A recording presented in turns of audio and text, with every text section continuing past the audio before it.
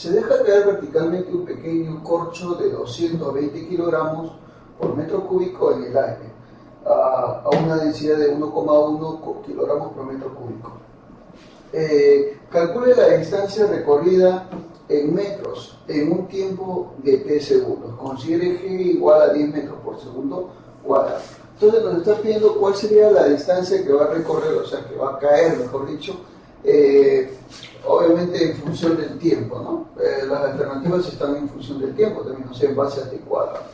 Para ello, obviamente, lo que vamos a hacer es aplicar lo que es el MRV, pero primero tengo que obtener lo que es la aceleración con la cual está cayendo. Obviamente no es la aceleración de la gravedad, ya que no es de caída libre. Si fuese un movimiento de caída libre, entonces directamente te diría, ¿sabes qué? Hay que aplicar las ecuaciones de caída libre, pero no lo es porque está cayendo en el aire, dice. Para ello entonces tenemos que ver datos como el caso del empuje, porque obviamente cuando un cuerpo está en el aire va a sufrir un empuje con respecto a la densidad del aire. Oye, más o menos entonces diremos nosotros, profesor, el cuerpo está cayendo, claro que sí, o sea, acá, y en cualquier momento de su caída, el cuerpo va a experimentar dos fuerzas. Una fuerza hacia abajo que vendría a ser la fuerza de gravedad o peso, y la otra fuerza hacia arriba que vendría a ser el empuje. Bueno, claro que sí. Ya, recuerda tú que la fuerza de gravedad simplemente es el producto, la fuerza de gravedad es el producto de la masa por la gravedad, y el empuje se calcula como la densidad, que en este caso es obviamente la densidad del gas por la gravedad y por el volumen del cuerpo sumergido, ¿no? En este caso sería el volumen del cuerpo, en este caso la densidad del aire, pues, ¿no? La densidad del gas. Entonces así se haría esto de acá, y obviamente esa caída que está experimentando va a determinarse una pequeña aceleración, y en el cual va a cumplir la segunda ley de Newton, en el cual nos dice que la fuerza resultante es igual a la masa por la aceleración. La fuerza resultante es la diferencia de las dos fuerzas, fuerza de gravedad menos el empuje, y eso es igual a masa por aceleración. Ahora, la fuerza de gravedad es masa por gravedad, profesor, menos el empuje, que es densidad del gas por la gravedad y por el volumen sumergido, y eso es igual a masa por aceleración. Ya, la masa, recuerda que de acuerdo a lo que nosotros tenemos que saber es que la densidad, bueno, antes de gas, por si acaso, la densidad es igual a masa sobre volumen. Entonces la masa sería densidad por volumen. Entonces la masa sería densidad del cuerpo por el volumen menos densidad del gas por G, acá también faltó G por si acaso, por el volumen, y acá sería densidad del cuerpo por el volumen y por A. En todos esos extremos se me va a ir el volumen del cuerpo porque son similares, y voy a poder reemplazar lo que me dan de datos. Por ejemplo, acá la densidad del cuerpo vale 220, entonces voy a ponerle 220 por la gravedad, que sería 10 por 10, menos acá la densidad del gas, que sería el aire, 1,1 por la gravedad, que sería 10, no, acá está la gravedad 10, y eso va a ser igual a la densidad del cuerpo, que sería 220 por el valor de A. Bueno, multiplicas, restas y todo ello sale A igual a 9,95 metros por segundo cuadrado. Resolviendo esa ecuación, ¿no? Claro que sí. Ahora sí, nos está pidiendo un tiempo de 3 segundos. Para eso voy a aplicar mi ecuación del MRV, en el cual me dice que la distancia recorrida que te están pidiendo es igual a la velocidad inicial por el tiempo más la aceleración por el tiempo al cuadrado sobre 2. Como se deja caer verticalmente, entonces quiere decir que la velocidad inicial es Serapio Torres, porque se dejó caer.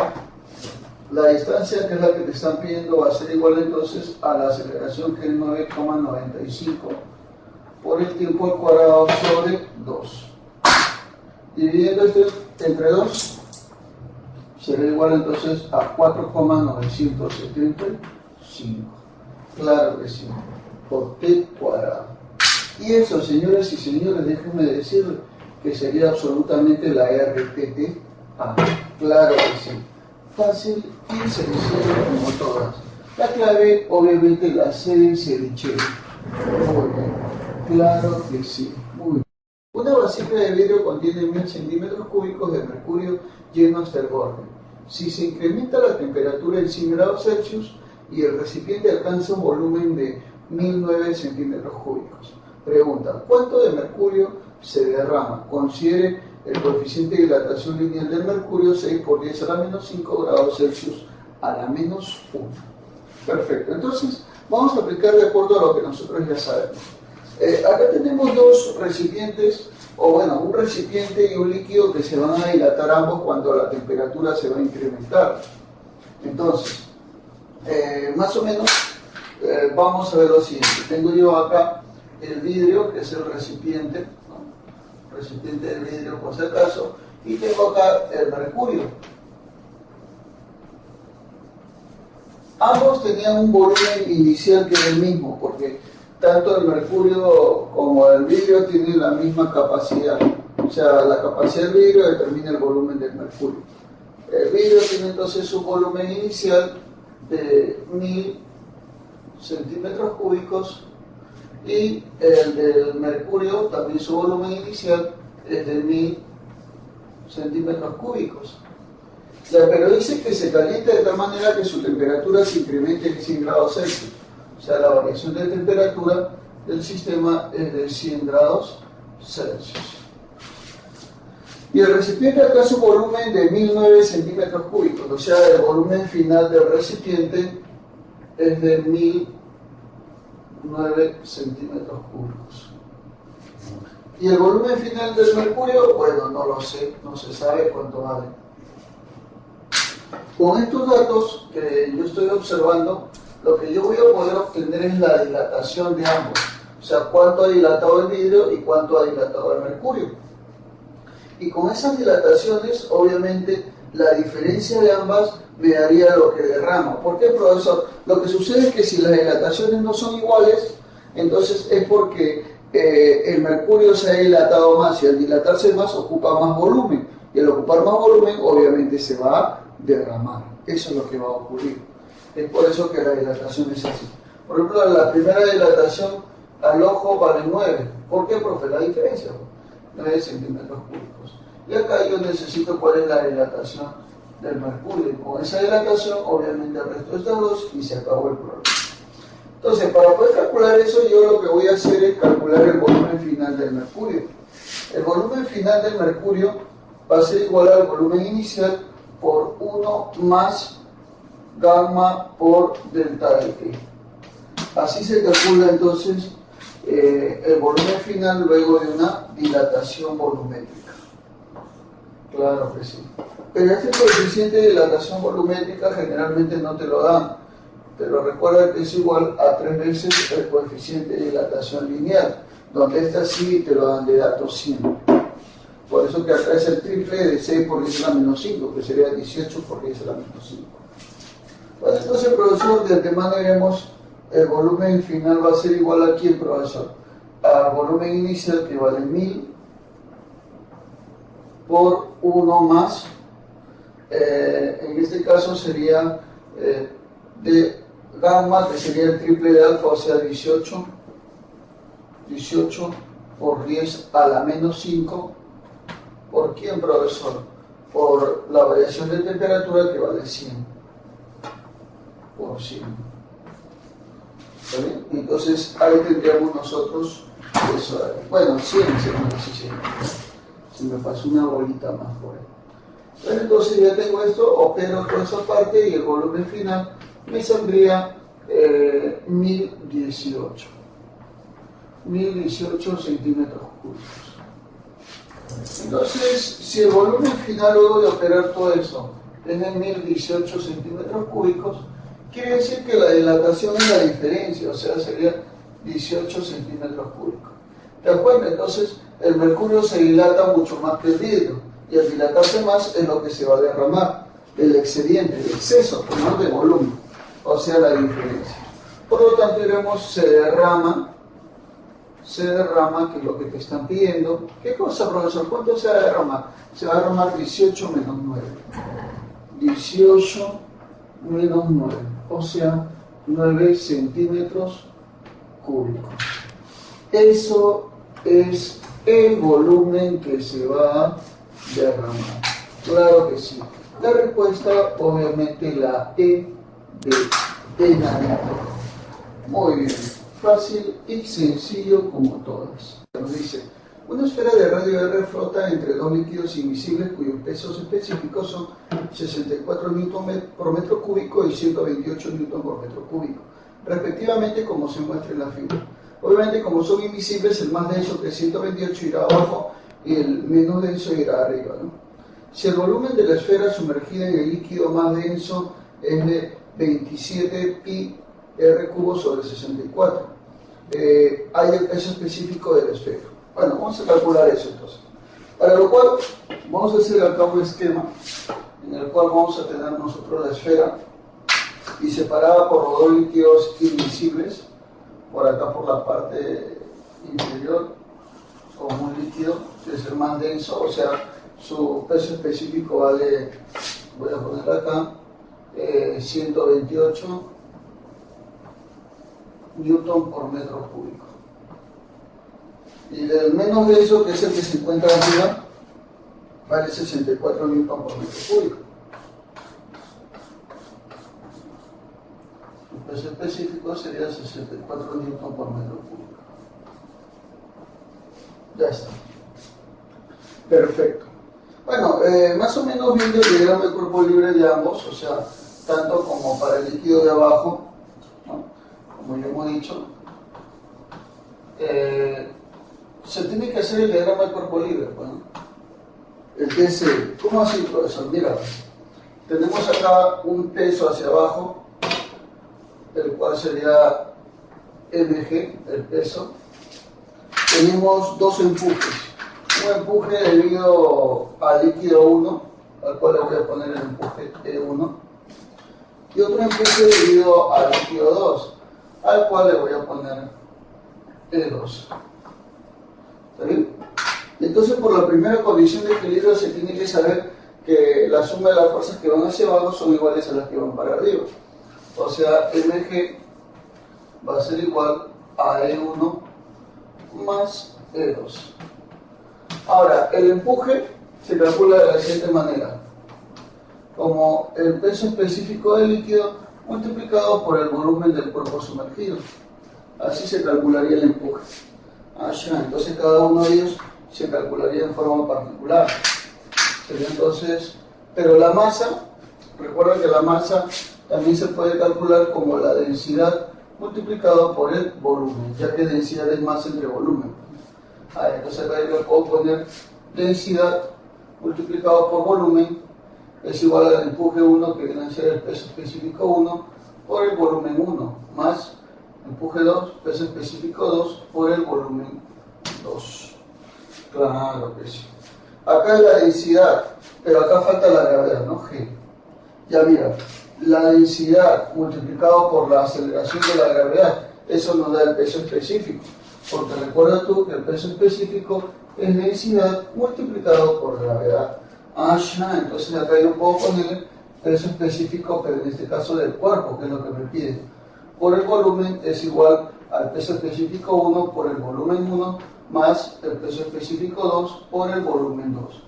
Ahora lo que me queda es simplemente colocar datos, ¿no? Peso específico del cuerpo, que es lo que te pide, por el volumen del cuerpo. Como se trata de una esfera de radio R, el volumen de una esfera valdría 4/3 de pi por radio al cubo. Ese es el volumen de la esfera. Y eso va a ser igual al peso específico 1, que es el más denso, o sea 128, multiplicado por el volumen la parte sumergida, pero en el líquido más denso dice que la parte sumergida es 27 pi r al cubo sobre 64. O sea, sería por 27 pi r cubo sobre 64. Ajá. Así de fácil. Muy bien, profesor. Entonces, ¿qué más sería acá? Y acá le vamos a sumar el siguiente punto, que sería también peso específico por el volumen.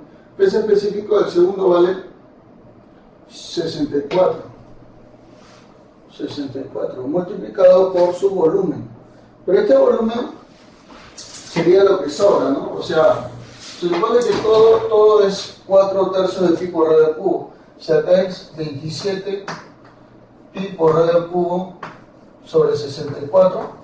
Entonces acá está la diferencia de esto menos esto, o sea, el total. Y eso sería, ¿quién? A ver, sería 175 pi por r al cubo sobre 192. Restando, ¿no? Hemos restado esto de acá menos esto de acá, y eso es lo que me ha salido, pues, ¿no? Recontra fácil y sencillo, claro que sí. Porque sería 256 menos 81, y eso queda. Bueno, ya tenemos eso entonces, si lo reemplazo por acá, y sería simplemente 175 pi por radio al cubo sobre ¿quién, profesor? Sobre 192. Bueno, entonces inmediatamente acá se me va radio al cubo con radio al cubo y radio al cubo. Se me va también pi y pi. Todos los pi se me van. Claro, por acá también puedo simplificar, ¿no? 64 vale 1, 64 vale 2. Acá 64 1, 64 ¿cuánto, profe? 3. Profesor, perfecto. Entonces, más o menos reemplazando y pasando a multiplicar 3 y dividiendo entre 4, ahí nos sale la densidad del cuerpo. El peso específico del cuerpo, perdón. Sale aproximadamente 84,25 newton por metro cúbico. Eso, señoras y señores, sería la RPTA de nuestro problemita. Claro que sí. Fácil y sencillo como todo. La clave, obviamente, es la C de sevillano. Muy bien. Recontra facilísimo. En cierta región eléctricamente cargada existe un campo eléctrico constante de 10 a la menos 4 newton por cobro. A tal región ingresa un electrón cuya carga es 1,6 por 10 a la menos 19, obviamente negativa, y masa 9,1 por 10 a la menos 31 kilogramos, con una velocidad de 400 metros por segundo. ¿Qué altura máxima alcanzará en metros? Ahora, tal y como estamos observando, tenemos nosotros una región de campo eléctrico donde va a ingresar el electrón, y obviamente ese electrón va a desacelerar, ya que la fuerza eléctrica estaría en sentido opuesto al campo eléctrico. ¿Por qué, profesor? Porque la carga es negativa del electrón, simplemente por eso. Entonces, más o menos nosotros diremos, en la región de campo eléctrico, vamos a ponerlo por acá, sí, la región de campo eléctrico, el electrón comienza a ascender por la velocidad con la cual fue lanzado. Este electrón ha sido lanzado con una velocidad inicial de 400 metros por segundo. Pero ¿qué es lo que pasa? Que inmediatamente este electrón va a sufrir una fuerza contraria a ella, que es la fuerza eléctrica. ¿Por qué, profesor? Debido a que el campo eléctrico está apuntando hacia arriba y como la carga es negativa, entonces va a haber una fuerza en sentido contrario. Esta fuerza eléctrica obviamente cumple la ecuación de ser igual a Q por E, ¿no? O sea, la carga del electrón por el campo eléctrico. Así se calcula. Esta fuerza eléctrica va a hacer que el electrón desacelere, y en el momento de desacelerar obviamente va a llegar a un momento en el cual se detenga. Entonces va a haber una desaceleración con el electrón, de tal manera de que va a llegar a tomar una cierta altura máxima hasta que su velocidad final sea igual a 0. Entonces a mí me está pidiendo cuál es esa altura máxima que va a subir, esa altura máxima que va a ascender. Eso es lo que nos está pidiendo. Esa altura máxima yo le voy a poner X entonces, ¿ya? Y es lo que voy a calcular. Pero antes de ello, primero tengo que saber con qué aceleración o con qué valor desacelera. Eso lo hacemos con la segunda ley de Newton. Por la segunda ley de Newton se sabe que la fuerza resultante es igual a la masa por la aceleración.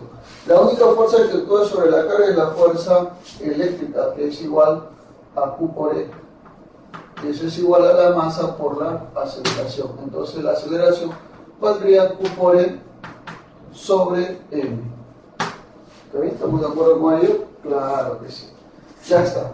Ahora, por las ecuaciones del MRV, ¿no? Por el MRV, ya que está ascendiendo y está desacelerando, por el MRV se va a cumplir que la velocidad final al cuadrado es igual a la velocidad inicial al cuadrado menos 2 veces aceleración por la distancia. Menos porque es una desaceleración. La velocidad final vale 0 porque es el momento en el cual ya se detiene el electrón. Entonces la velocidad inicial valdría 400, ¿no? Ya, pero vamos a reemplazarlo de esta manera, ¿ya? Pasamos al otro lado, sería 2 veces de aceleración por la distancia, que es la que me están pidiendo, la altura máxima, igual a la velocidad inicial al cuadrado. Esto pasa a dividir, equivaldría entonces velocidad inicial al cuadrado sobre 2 veces A. Pero como A vale Q por E sobre M, entonces sería, sería M por velocidad inicial al cuadrado sobre 2 veces Q por E. Así es. Reemplazando los valores, la masa vale 9,1 por 10 a la menos 31 kilogramos por la velocidad inicial, que es 400, pero es elevado al cuadrado, sobre la carga, que, 2 veces la carga, 2 veces 1,6 por 10 a la menos 19, por el campo eléctrico, que vale 10 a la menos 4, por 10 elevado a la menos 4. Y ahí nos saldría el valor de la distancia. La altura que va a ascender va a ser 4,55 por 10 a la menos 3 metros. O milímetros, como quieras decirlo, ¿no? Esa sería la respuesta correcta, caballero. Fácil y sencillo como todas. Claro que sí. La respuesta, obviamente, es la de burrito fácil y sencillo. La resistencia equivalente del circuito adjunto es, o sea, acá nos están dando entonces un conjunto de resistencias en las cuales yo tengo que hallar la resistencia equivalente de ella, ¿no? Entonces, ¿cómo sería el desarrollo de este problemita? Para ello tú tienes que tener ciertos conceptos básicos que son muy importantes, como asociaciones de resistencias en serie y también en paralelo.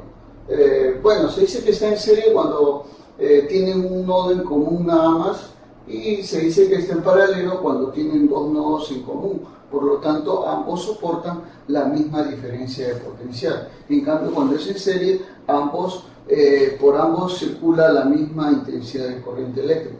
O sea, son características diferentes que ocurren en cada uno de ellos. Es por eso que la resistencia equivalente también tiene su diferente forma de calcularse.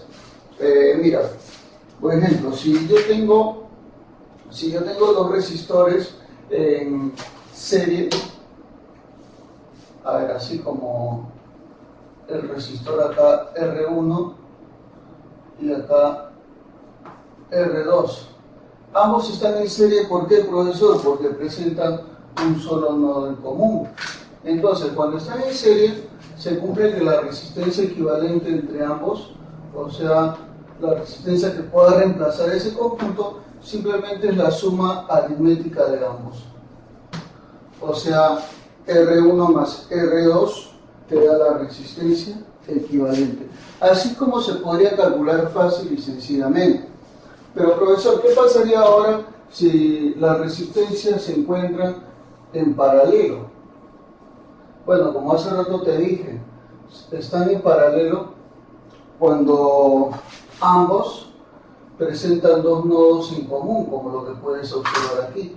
Entonces acá tenemos arriba R1 y acá R2. La resistencia equivalente entre ambos cuando se encuentran en paralelo sería simplemente calcularse de esta manera. como el producto de ambas resistencias, R1 por R2, sobre la suma de ambas, R1 más R2. Perfecto, entonces así se calcula la resistencia equivalente cuando ambas resistencias están en paralelo, y cuando están en serie se calcula de esta manera. Como te iba recalcando, son formas diferentes de poder calcular, pero en fin se hace de esa manera, se calcula así. Entonces ya lo hemos dicho, primero serie y luego paralelo.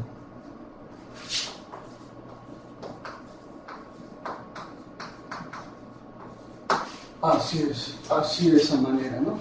Bueno, vamos a ver entonces cómo nos va para poder resolverlo de la manera más fácil y sencilla. Tenemos por acá la resistencia de 3,8 ohm, como me dice. Luego esta acá está anexado a un par de resistencias que por lo que se ve están en paralelo a ambas resistencias, claro que sí. Entonces por acá tenemos 2 ohm y el otro sería 3 ohm. Luego todo este conjunto está asociado a otra resistencia más abajo, que vendría a ser de 5 ohm. Acá está. Acá hay una resistencia de 5 ohm. Bueno, lo primero que tenemos que hacer es agarrarlo por partes. No lo vamos a agarrar todo directamente, sino, por ejemplo, primero agarramos esta parte que está acá arriba, y esta resistencia que tú estás observando,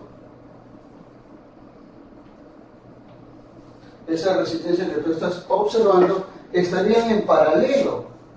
Profe, ¿qué se hace cuando están en paralelo? Esta técnica que te había mencionado, pues, ¿no? O sea, sería entonces la equivalente a estas dos, sería 2 por 3 sobre 2 más 3. Claro que sí, 6 entre 5 es 1,2. Profesor.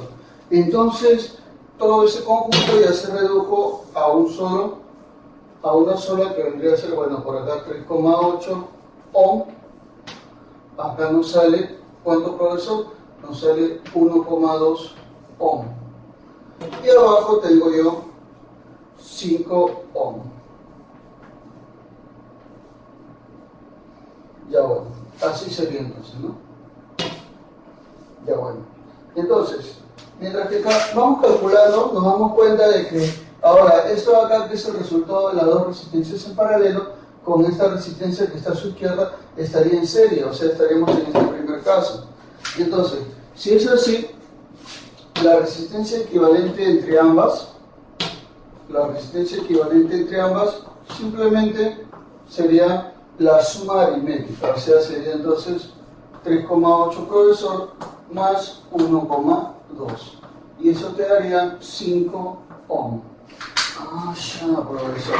Entonces, estas dos resistencias que se encuentran en serie se reducen solamente a 5 ohm porque es la suma, ¿no? Y bueno, solamente nos queda entonces arriba 5 ohm y abajo también 5 ohm. Hay una manera más rápida de hacer esto, pero lo vamos a hacer por la forma tradicional, ¿ya? Déjeme decirle. De ahí te digo cuál es la manera más rápida. Ya, a ver, entonces, como estos dos, que ya es el resultado total, déjame decirte, están en paralelo. Entonces, como todos están en paralelo, la resistencia equivalente se calculará como el producto sobre la suma. O sea, la resistencia equivalente sería 5 por 5 sobre 5 más 5. Y eso será igual a 25 entre 10, 2,5 ohm. Eso, señoras y señores, sería la RPTA. Claro que sí. Recontra fácil y sencillo como todas. Profe, usted me dijo que había una manera más rápida. Claro, te la voy a decir inmediatamente. Lo que pasa es que cuando tú tienes resistencias en paralelo y que son de la misma magnitud como estas, Entonces simplemente lo que vas a hacer es colocar una de ellas, ya que son iguales todas, como todas, y vas a dividirlo entre el número de resistencias iguales. Si son 2, 3, 4, 5, lo que sea, lo vas a poner acá, el número de resistencias que se repiten, en paralelo, ojo. Como acá hay dos resistencias, sería 5 entre 2. Y eso te sale 2,5 ohm. ¿Te das cuenta? Lo mismo que habíamos visto, pero ya de manera más rápida, porque obviamente son resistencias equivalentes. Claro que sí. La clave obviamente es la D de Dorita. Muy bien. Fácil y sencillo como todo. El cuerpo no cae. Bueno, sería de la siguiente manera, ¿ya? A ver, vamos a dibujar entonces el bloque en su diagrama de cuerpo libre respectivo. Ahí está. Este es el bloque. Esta es la pared en la cual está en contacto. Perfecto. El bloque va a ejercer una fuerza F,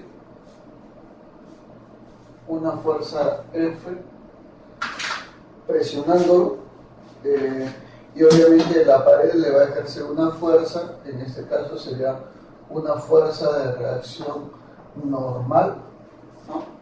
Normal de la pared, voy a poner así, NP mejor. El peso del cuerpo dice que es 10 newton, ¿no?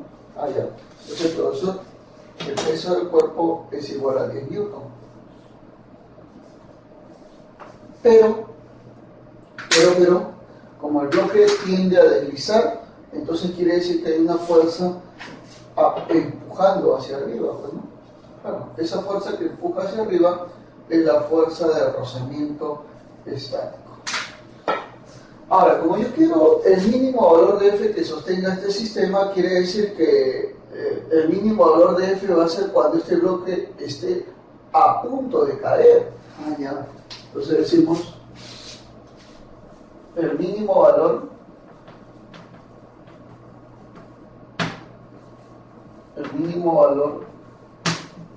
de F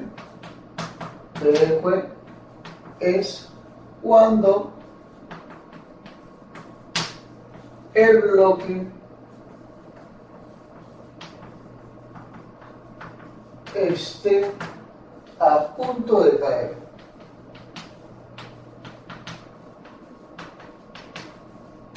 Qué bonito, ¿no? A punto de caer. Entonces F sub S tomará su máximo valor. O sea, si está a punto de caer, obviamente te lo va a sostener con la mayor fuerza posible. Entonces decimos, toma su máximo valor. Bueno, perfecto. Acá las fuerzas que van hacia la derecha y hacia la izquierda todas son iguales. O sea, la normal del piso vendría a ser igual a la fuerza F, porque está en equilibrio. Lo mismo sucede acá. La fuerza de rozamiento de F que va hacia arriba y el peso que va hacia abajo también son respectivamente iguales. O sea, esto vale 10. Pero como F sub S toma su máximo valor, el máximo valor de F sub S es el mu estático multiplicado por la normal de la pared. Y eso es igual a 10. Muy bien. Entonces, el mu estático según el problema vale 0,2. 0,2. Y la normal de la pared vale F. Es igual a F. Y eso vale 10.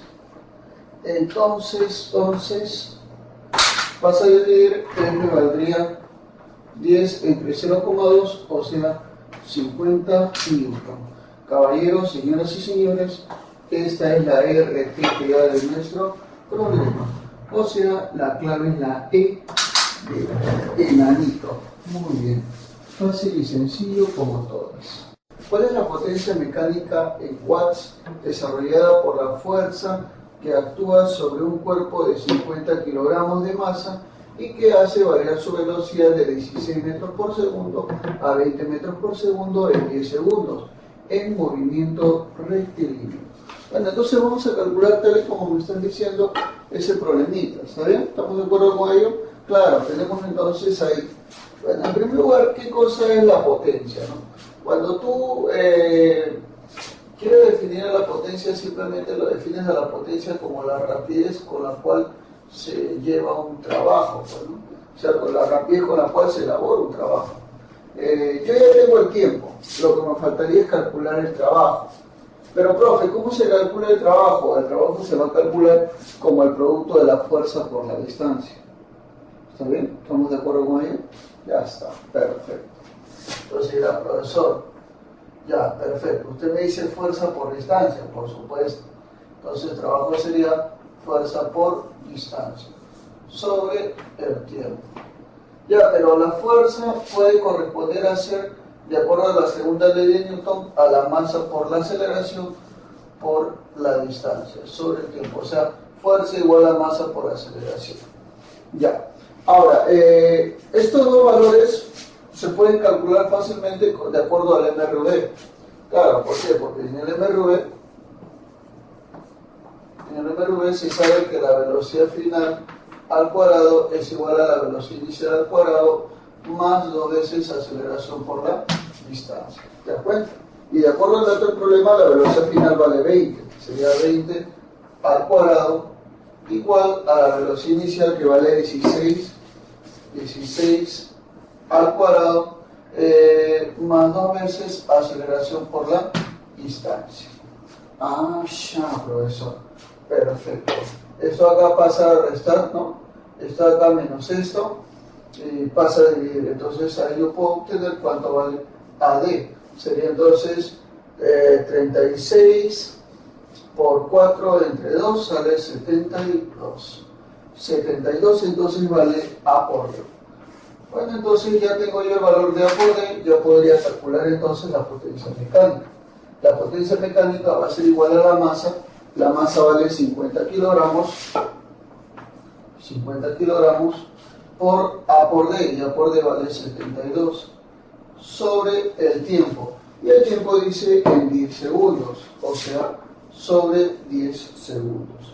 Inmediatamente se me van las pelotitas de arriba y de abajo, y entonces yo diré, profesor, la potencia mecánica va a ser igual a 5 por 72, 360 watts. Eso, señoras y señores, es la RPTA de mi problemita. Claro que sí. Recontra facilísima y sencilla. La clave, obviamente, la C de ceviche. Esa es. Esa eres tú, caballero. Esa. Se coloca una varilla de 0,1 kilogramo de hierro, cuyo calor específico es 0,45 kJ por kilogramo grados Celsius a 200 grados Celsius, en una masa M de agua, cuyo calor específico es 4,184 kJ por kilogramo grados Celsius a 20 grados Celsius. Calcule la temperatura de equilibrio, considere que no hay pérdida de energía a través del calorímetro. Muy bien, entonces en un calorímetro se va a hacer una mezcla de esa varilla de hierro con agua, obviamente, ¿no? Entonces, nosotros vamos a hacer lo siguiente. Miremos esto, mira, observa. Vamos a hacer una línea de temperatura para poder determinar la temperatura de equilibrio, que es lo que me están diciendo. Entonces decimos, en primer lugar tenemos acá el hierro que está a 200 grados Celsius. De ese hierro tenemos una masa que vendría a ser 0,1 kilogramo y un calor específico que va a ser igual a 0,45. ¿Está bien? Ya. Ahora, para el agua su temperatura es de 20 grados Celsius, tal y como me dice. Su masa es M, no la conocemos, ¿no? Dice una masa M. Bueno, esa es la masa. Y el calor específico vale 4,184. ¿Sí? Así sería. Entonces, ¿cómo haremos, profesor? Se supone que a la hora de mezclar esta cantidad que está fría y esta cantidad muy caliente, obviamente ambos van a llegar a un equilibrio, al cual se le va a llamar T, la temperatura de equilibrio. El que está a la izquierda, el que está a mi izquierda, va a ganar calor, o sea, habrá un calor ganado para él. Mientras que el que está a la derecha va a perder calor, sería un calor perdido para él. ¿Y qué podemos decir entre esos dos calores? Que el calor ganado y el calor perdido, como van a ser todas ellas, van a ser igualitas. Eso es lo que se cumple, bueno. El calor ganado para el primero se va a cumplir con el calor sensible. ¿Cómo es ese calor sensible?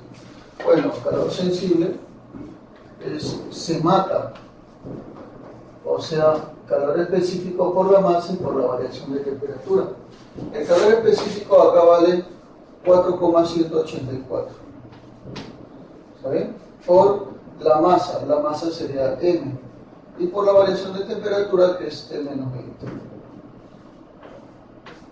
Claro, así es, ¿no? Y el calor perdido acá, ¿quién sería? Bueno, el calor perdido acá sería simplemente calor específico 0,45 por la masa que vale 0,1 y por la variación de temperatura que sería T menos ¿quién, profesor? Bueno, en este caso sería 200 menos T, ¿no? Claro, 200 menos T. Restando el mayor menos el menor, pues, ¿no? Para que no haya incoherencia. Así es, profesor. Perfecto. Bueno, procedemos a multiplicar entonces cada uno de esos valores. Primero T por esa cantidad, que sería 4,184 MT,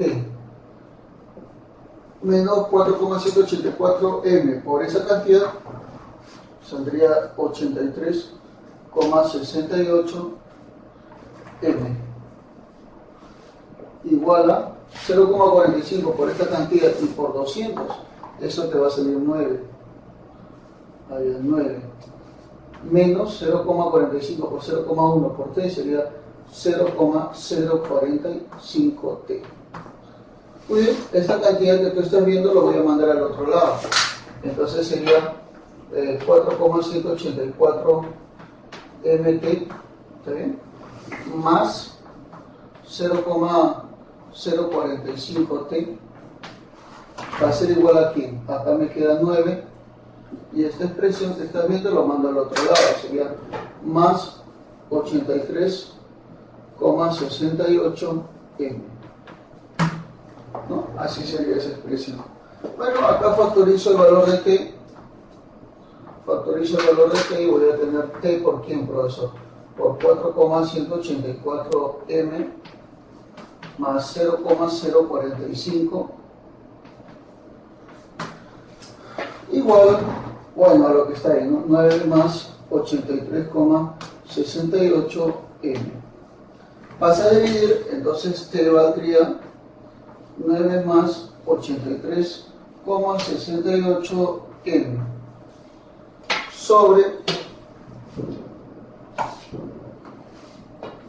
4,184 M más 0,045. Así es. Entonces, esto, señoras y señores, sería la RTTA de mi problema. Esta sería la temperatura de equilibrio de lo que estamos observando. La clave, obviamente, es la E de enanito. Claro que sí. Fácil y sencillo como todas. Muy bien. En un recipiente térmico aislado se introduce 25 gramos de hielo a 0 grados Celsius y 80 gramos de agua a 80,125 grados Celsius. Calcule la temperatura del equilibrio. Considere que el calor latente de fusión del hielo es 80 calorías por gramo. ¿Ya? Muy bien. ¿Cómo haríamos en ese caso, profesor? Fácil y sencillo. Mira. Primero lo que voy a hacer acá es la línea de temperatura para saber el calor ganado y el calor perdido en cada uno de ellos. Bueno, en el primer caso yo tengo hielo, dice, a 0 grados Celsius. A 0 grados Celsius voy a tener 25 gramos de hielo. 25 gramos de hielo. Y luego tengo a 80,125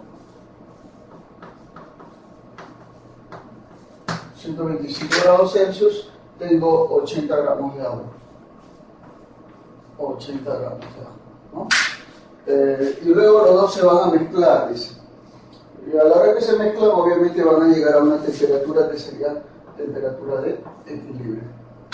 Bueno, el primero ganará calor. Primero ganará un calor para que se pueda, en este caso, derretir el hielo. y luego aumentará su temperatura. Esto de acá para mí es el calor ganado, ¿no? Eso entonces gana. En cambio, el otro, este de acá, perderá calor, por lo cual disminuirá su temperatura, entonces el segundo pierde. Pero lo que yo tengo que saber siempre es que el calor ganado y el calor perdido, ¿cómo son todas? Igualitas, claro que sí, todas son iguales. Muy bien, pero ¿cómo se calcula cada uno de ellos? En primer lugar, un calor de transformación se calcula como L por M, calor latente por la masa. Y un calor de cambio de temperatura se calcula, se mata. Así se calcula de esa manera. ¿Está bien? Ya, perfecto. Entonces, en el primer caso, este es un calor de transformación, sería L por M. L obviamente sería 80, ¿no? A ver, 80, profesor, por la masa es 25. Más, luego hacemos Q se mata. Calor específico vale 1 para el agua, la masa es 25 gramos, por la variación de temperatura, que sería la diferencia de los dos, T menos 0 es T.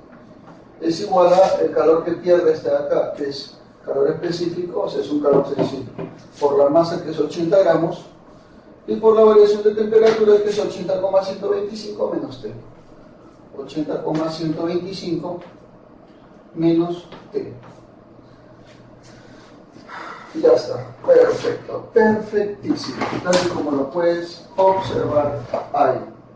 Bueno, entonces simplemente esto acá irá a restar al otro lado, esto acá pasa a sumar por acá, y luego operamos todo eso ahí, ¿no? T valdría 42 grados Celsius, resolviendo esa ecuación fácil y sencilla como todas. La clave obviamente es la E de enanito.